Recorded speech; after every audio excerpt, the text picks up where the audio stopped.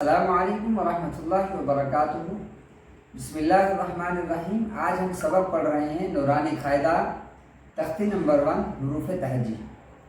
پورے قرآن کریم میں تختی نمبر 1 کو سمجھ لینا، مخارج کے ساتھ ادائیگی کے ساتھ سیکھ لینا، ایک مہینے میں اگر آپ نے تختی 1 نمبر یاد کر لیا اور پہچان ہو گئی، آپ کو بچے ہیں آپ یا بڑے ہیں یا بوڑھے ہیں یا جوان ہیں، پہلی تختی کی پہچان ہو گئی، ایک مہینہ بھلے کیوں نہیں لگ گیا، لیکن اس کے بعد میں گارنٹی دیتا ہوں اس بات کی کہ 3 مہینے میں آپ ناظرہ قرآن کریم مکمل پڑھ لیں گے۔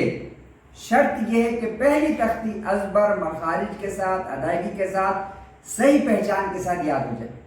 تو ہم آج آپ کو پہچان بتائیں گے متشابہ حروف کی، نقطوں کے ساتھ، بغیر نقطوں کے ساتھ، ہم آواز، ہم شکل حروف کی پہچان بتائیں گے۔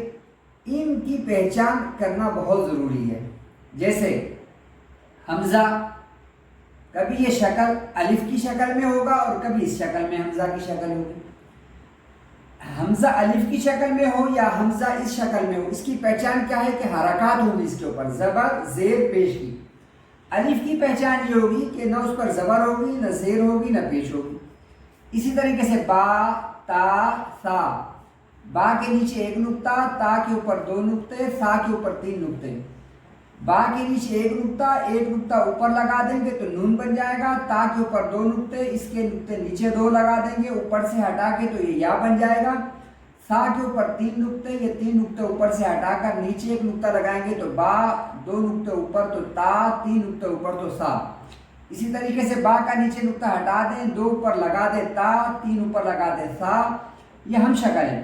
اسی طریقے سے جیم، ہا، خو، یہ ان کا جو سرا ہے، یہ سرا قرآن کریم میں ہم شکل ہوگا، ہم ایک ہی شکل میں ہوگا، لیکن پہچان اس کی نقطوں کے ساتھ ہوگی۔ جیم کے نیچے 1 نقطہ ہوگا، ہا خالی ہوگا، خا کے اوپر 1 نقطہ ہوگا۔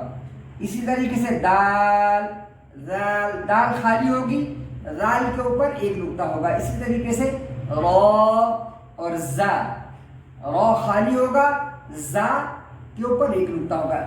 زا اور دال،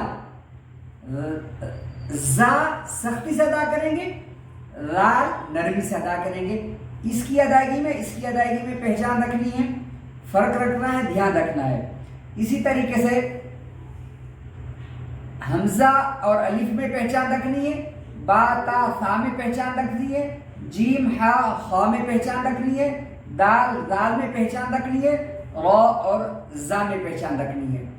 ٹھیک ہے پیارے بچوں، اگلا سبق انشاءاللہ اگلے پارٹ میں آپ کو بتا دیں گے۔ السلام علیکم۔